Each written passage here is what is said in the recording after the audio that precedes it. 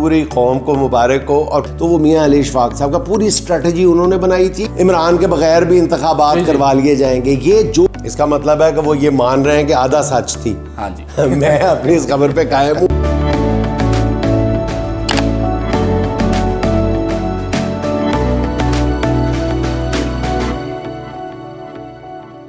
बिस्मिल्लाहिर्रहमानिर्रहीम, अस्सलाम वालेकुम ख़वातीन और हज़रात, मैं हूँ आपका जुनैद सलीम और आप देख रहे हैं इंसाफ डिजिटल। सर, आज तो आपकी खुशी छुपाई नहीं छुप रही।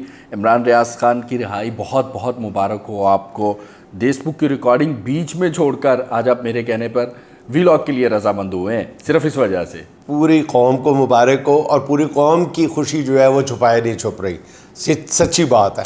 और देखें, इमरान रियाज भाई के बारे में हमें पता था कि वो किसी महफूज मकाम पर है, लेकिन ये भी एक हकीकत है। और मैं और दो तीन और लोग होंगे जो कमो बेश बराह रास्त ही तकरीबन राब्ते में थे, कि जो उनके जो क्लोजेस्ट सोर्स था उनके साथ राब्ते में थे। तो ये बात मानने वाली है कि जो इत्तलात हमारे पास थी, आज जब वो रिहा हुए हैं तो उनकी हालत देख के जो बताई जा रही है, मैं अभी चूँकि रिकॉर्डिंग की वजह से उनसे मुलाकात नहीं कर सका, इंशाल्लाह कल मुलाकात करूँगा। तो जो इत्तलात है वो उससे लगा नहीं खा रही। जो हमें हालत बताई जा रही थी कि वो एक बहुत महफूज और कदरे आरामदेह जगह पे है, तो उनके बारे में बताया जा रहा है कि उनकी जिस्मानी सेहत अच्छी नहीं है, उनकी क़ुव्वत गोयाई भी मुतासिर हुई है। और क़ुव्वत गोयाई के बारे में आपको याद होगा कि उन्होंने जेल जाने से पहले बताया था, या गिरफ़्तार होने से पहले ये बताया था कि मुझे ये धमकियाँ दी गई हैं, जिसमें सर फहरिस्त उन्होंने जिस धमकी का जिक्र किया था वो यही थी कि हम तुम्हें बोलने के काबिल नहीं छोड़ेंगे। तो ये बात तो एक अटल हकीकत है कि जो तूफ़ान इमरान रियाज खान जैसे सच्चे खरे ईमानदार और निडर बंदे के अंदर जो तूफ़ान पल रहा है, उसको बाहर आने से, वो किसी भी सूरत में बाहर आए, वो ठीक लफ्ज़ों में आए, वो लड़खड़ाते लफ्ज़ों में आए, उसको रोक कोई नहीं सकता, उसके आगे बंद कोई नहीं बांध सकता। देखिए, इमरान रियाज उन लोगों में से है, उन मेरी ज़िंदगी के मतलब उन अखबार नवीसों में से है, मुझसे पहले भी ऐसे गुजरे होंगे, लेकिन मैंने अपनी सहाफ़ती ज़िंदगी में ऐसा बंदा शायद ही कोई देखा हो जिसको इस कदर अवाम का एतबार, एतमाद और मोहब्बत मिली हो जितनी इमरान रियाज को मिली है। तो मेरा ख़्याल है कि इमरान रियाज भाई का ये फ़र्ज़ भी है, क़र्ज़ भी है, हम पे भी, हमारी मोहब्बत का भी, कि वो कभी भी जिस रास्ते का उन्होंने इंतखाब किया है वो उस पर कभी भी कोई कॉम्प्रोमाइज़ करेंगे, कभी भी कोई कॉम्प्रोमाइज़ नहीं करेगा इमरान रियाज को, जितना मैं जानता हूँ। लेकिन सर, डील की बातें हो रही हैं बहुत। यार, ये बहुत ही अफसोसनाक बात है, बहुत ही अफसोसनाक बात है, बल्कि शर्मनाक बात है। ये जो हम मुंह खोल के कह देते हैं ना, कोई बंदा भी आता है, ये उनके साथ उस वक्त से ये मतलब उनके हमदर्द हलकों के अंदर से ये बातें उठना शुरू हो गई थी। और ख़ास तौर पे उनके जो लॉयर हैं मियां अली इशफाक साहब, उनके बारे में भी कि वो जी ना उनका ड्यूबियस रोल है, बड़ा मशकूक रोल है। मैं बिल्कुल आपको दो टोक अंदाज में बता रहा हूँ कि उनकी रिहाई में जो सबसे इम्पॉर्टेंट रोल प्ले किया है ना, वो अगर उनके चाहने वालों की दुआओं के बाद अगर किसी का रोल है तो वो मियां अली इशफाक साहब का। पूरी स्ट्रेटजी उन्होंने बनाई थी और वो इस स्ट्रेटजी में कामयाब रहे हैं, ठीक है। वरना इस मुल्क के बारे में यार क्या कहा जा सकता था। उनका ज़िंदा सलामत जो है वो आवाम तक आ जाना, बाहर अपने घर वालों को गले लगा लेना, ये बहुत बड़ी गनीमत है। वरना तो यहाँ ये वो मुल्क है जहाँ पे एक कैदी को अपने हुए मरे हुए बेटे को लहद में उतारने की इजाज़त नहीं दी गई, उसकी लाश मरे हुए छोटे मासूम बच्चे के माथे पे बोसा देने की इजाज़त नहीं दी गई, उसको नमाज जनाजा इस तरह पढ़ाई गई कि पीछे से उसकी शलवार को पकड़ा हुआ था।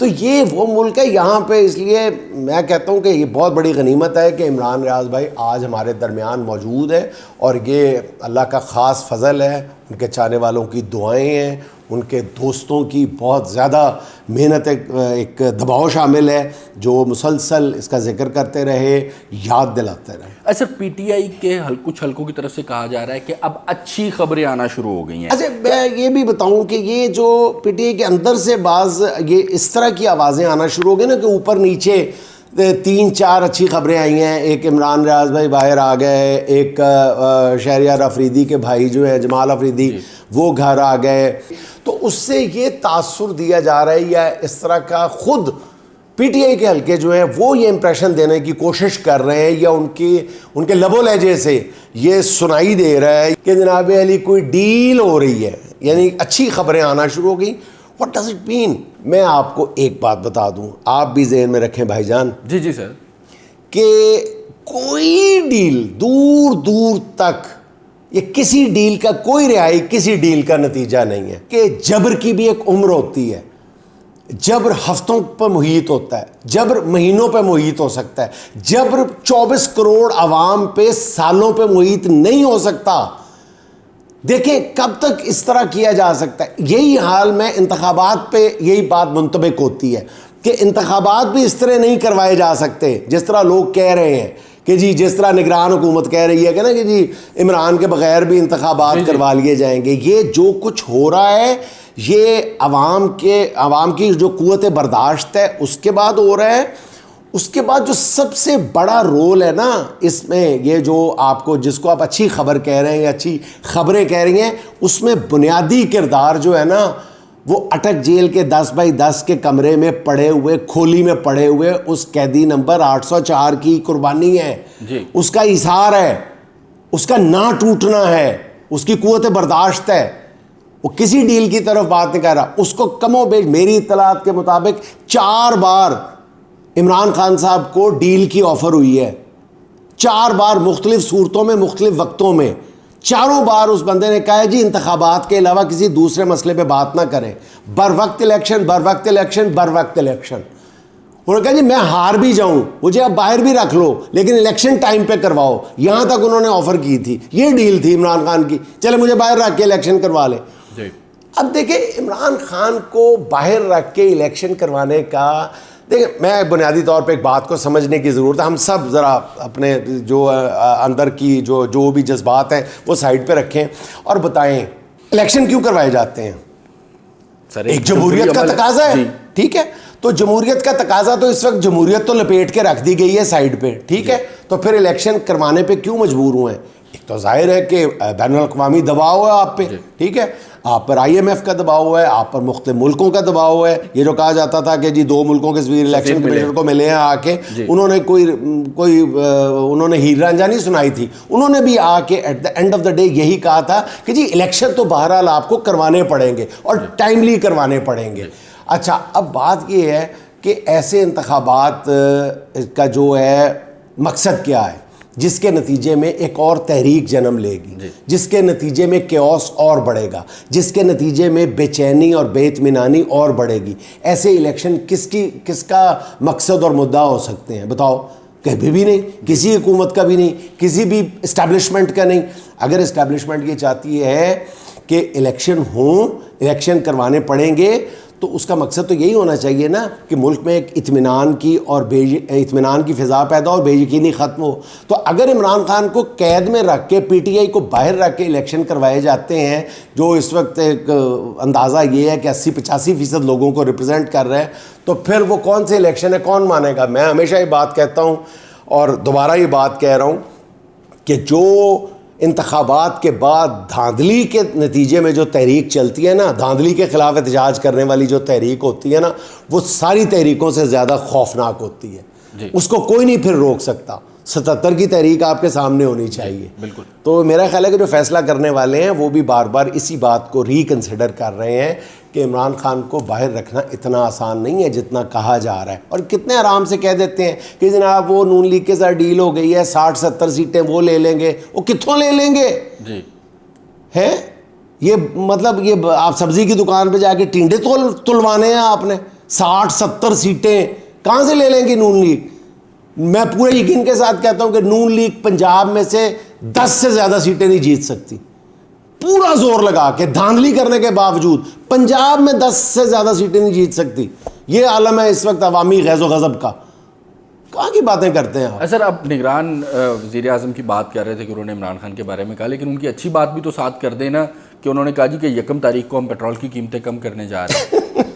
मुझे ना वो ये अवाम को छेड़ने वाली बात कर रहे हैं। ये बार बार जो है ना, ये निगरानों को हुकूमत करनी नहीं आती। शौक़ तो बहुत है निगरानों को हुकूमत करने का, लेकिन करनी नहीं आती। इनको अवाम को लारा भी नहीं लगाना आता।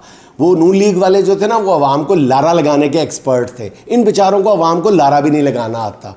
तो वो मुझे वो बात याद आ जाती। वो शौहर बीवी से कहता है कि तुम्हारे अब्बा की ना आग लगाने वाली आदत जाती नहीं है, किसी तरह भी ख़त्म नहीं होती। तो बीवी कहते अब क्या हो गया है? कहते अभी आज सुबह फिर पूछ रहे थे मुझसे कि मेरी बेटी के साथ तुम खुश तो हो ना। तो ये भी बार बार निगरान हमारे से यही मजाक कर रहे हैं कि आप हमसे खुश तो हो ना। मुझे लगता है सर लोग ये निगरानों पर इत्मीनान करने के लिए तैयार नहीं है। मेरा ख्याल लोग भी तैयार नहीं है एतबार करने के लिए इन पे, और इनको लाने वाले भी अब इन पे उस तरह एतमाद नहीं कर रहे जैसे उन्होंने सोचा था, क्योंकि ये उनके खदशात से ज़्यादा नाअहल साबित हुए हैं। सच्ची बात यही है। और जहाँ तक एतबार का मामला, फिर वही बात मेरे जहन में आ गई कि एक बच्चा जो है ना, वो पार्लियामेंट हाउस के सामने जाके अपनी साइकिल खड़ी करके कहीं जाने लगता है, तो पुलिस वाला आके कहता है ओए ये कहाँ पे साइकिल खड़ी की है? ये पार्लियामेंट हाउस है, यहाँ पे वज़ीर आते हैं, यहाँ पे अरकान पार्लियामेंट आते हैं, यहाँ पे सीनियर मिनिस्टर आते हैं, यहाँ पे वज़ीर आज़म आता है, तुम यहाँ पे साइकिल खड़ी करके जा रहे हो? तो बच्चा बड़ी मासूमियत से कहता है जी मैं ताला लगा के खड़े करके आया हूँ। सर इमरान तो ये एतमाद वाला जो मामला ना ऐसा ही है। सर पिछले व्लॉग में आपने नून लीग में धड़ेबंदी की बात की थी, तो मेरी एक साबक नून लीगी MPA से बात हुई और उन्होंने कहा जी कि वो जो खबर जुनैद साहब ने बताई थी व्लॉग में, वो पूरा सच नहीं थी। इसका मतलब है कि वो ये मान रहे हैं कि आधा सच थी। हाँ जी। मैं अपनी इस खबर पे कायम हूँ कि मेरी वो खबर पूरा सच थी, उसका एक एक लफ्ज़ सच पर मबनी था, क्योंकि मेरे सोर्सेज जो थे वो लाहौर में उस मीटिंग में भी मौजूद थे और लंदन में होने वाली मीटिंग में भी मौजूद थे। मैं दोनों की एक एक आपको सिर्फ आपको इशारा दे देता हूँ कि लाहौर में होने वाली मीटिंग जो है वो बेदियाँ रोड पे एक बड़े फार्म हाउस में हुई थी, जो कमोबेश 3-3.5 घंटे तक जारी रही थी। डिनर भी था, और उससे ज़्यादा दिलचस्प बात यह है कि वहाँ पे एक MNA इस शर्त पे तशरीफ़ लाए थे कि वहाँ से कैमरे हटा दिए जाएंगे। अच्छा। और उन MNA साहब को ये नहीं पता कि जब वो वहाँ पे पहुँचे तो वो इशारा करके कह रहे थे ओए यार इत्थे ते कैमरे लगे हुए, कैमरे का मुँह दूजे पासे करो। तो वो कैमरे में वो मंजर भी रिकॉर्ड हो गया। और फिर बाद अज़ां उन्होंने कहा कि चलो मैं ही अभी आया हूँ ना, अभी बाकी साथी नहीं आए, उनके आने से पहले पहले ये कैमरे रिमूव कर दिए जाए। उनके कहने पे, उनकी फरमाइश पे वहाँ से वो कैमरे बज़ाहिर हटा दिए गए थे, लेकिन फिर भी 1 या 2 कैमरे लगे रहे थे। इसी की एक्सटेंशन ये है कि लंदन में जब मैंने कहा था कि आपस में मामला जो है वो ख़राब हो गया है शहबाज शरीफ साहब और नवाज़ शरीफ साहब के दरमियान, तो उसमें इजाफ़ा करता चलूँ कि एक MNA ने शहबाज शरीफ साहब को गुस्से के आलम में यहाँ तक कह दिया था कि अगर आपने 16 महीने के दौरान कुछ कारकर्दगी दिखाई होती तो इस वक्त बाहर ये जो नारे सुनाई दे रहे हैं, ये मुखालिफाना नारे जो सुनाई दे रहे हैं, ये आज हमें ना सुनाई देने पड़ते और हमें छुप के यहाँ से ना निकलना पड़ता। सर आप तो जज्बाती हो गए हैं, आज की आखिरी बात कोई हल्की फुल्की सुना दें। आज की छोटी सी बात यह है जी कि शादी से पहले कहते हैं कि जी मैं नहीं तो तुम नहीं, तुम नहीं तो मैं नहीं, और शादी के बाद कहते हैं आज या तू नहीं तो या मैं नहीं। नाज़रीन खुश रहें, खुश रखें। आपसे मुलाकात होगी इंशाल्लाह अगले व्लॉग में।